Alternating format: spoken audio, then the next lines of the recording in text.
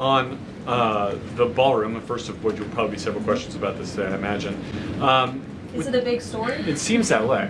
The president's cost estimate has changed several times. I think it's up to $300 million now. Given the nature of all this, will the White House commit to releasing all of the donors and how much they're spending and how much of his own money the president is putting on the line to this? We have released the full list of donors thus far. Perhaps there will be more people who want to generously contribute to this project. And the president, yes, has committed his own resources. And when he releases that information, which I'm very confident he will, you will all see that. We'll see a dollar figure from the president? Yes, he will. And I would also just add the president has been incredibly transparent. I would reject any notion otherwise when it comes to this ballroom project. It's something he personally has obviously taken an interest into and has talked with all of you in this room many times about. You have seen the model in the Oval Office. Last night he showed that for you. But when this plan was presented and when these renderings, as soon as they were complete, the president directed me to come out here and to share them with all of you. I did an entire opening remarks about what this ballroom project was going to look like.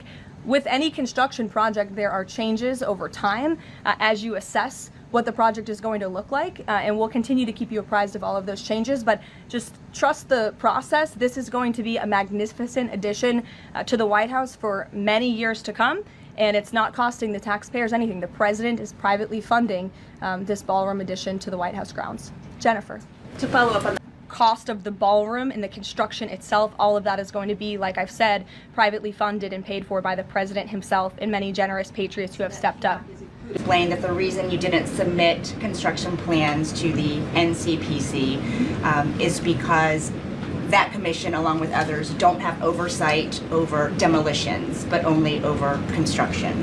And so far, you haven't built anything. So can you help us understand, can the president tear down anything he wants without oversight? Could he demolish this building or, say, the Jefferson Memorial? So it's not the president who came up with that legal opinion himself. That's a legal opinion that's been held by the NCPC for many years. It's written, so we can get you that background and that research if you wish to include it in your reporting, because it is very important. They have ruled consistently. Their general counsel has said when it comes to phase one of this project, the tearing down of the current East Wing structure, a submission is not required legally for that. Only for vertical construction will a submission be required, and that's a legal opinion from them, and we are following that legal opinion. And again, I would just add, can any president do such a thing to the White House grounds?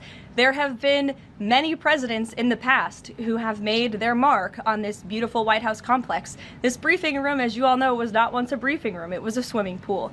There have been presidents who have completely torn down the executive mansion. If you look at what President Truman did, some of the photos of the construction project that took place in those years, I think sitting here today, we're all grateful for those efforts and the modifications that happened at that time.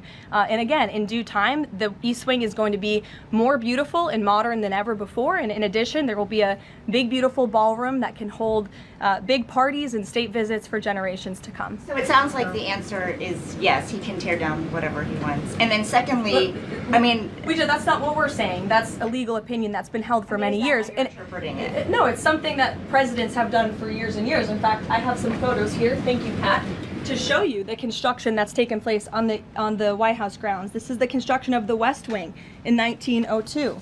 Look at this, the construction of the West Terrace in 1902. These images look quite similar to what you and the American people are seeing today, the construction of the East Terrace as well. Look at the construction of the West Wing expansion in 1934. So look, this is a legal opinion that's been held for many years. Look at, this is 1950. It looks a lot like what you were seeing today. Can he demolish anything he wants? What do you think that oversight? rubble is? How did that rubble get there? Right, so I'm asking, and then back to the donors. Go ahead, Reagan. Many of them are... Two Reagan, questions go for you, ahead. one on immigration and another on Venezuela. It's being reported that this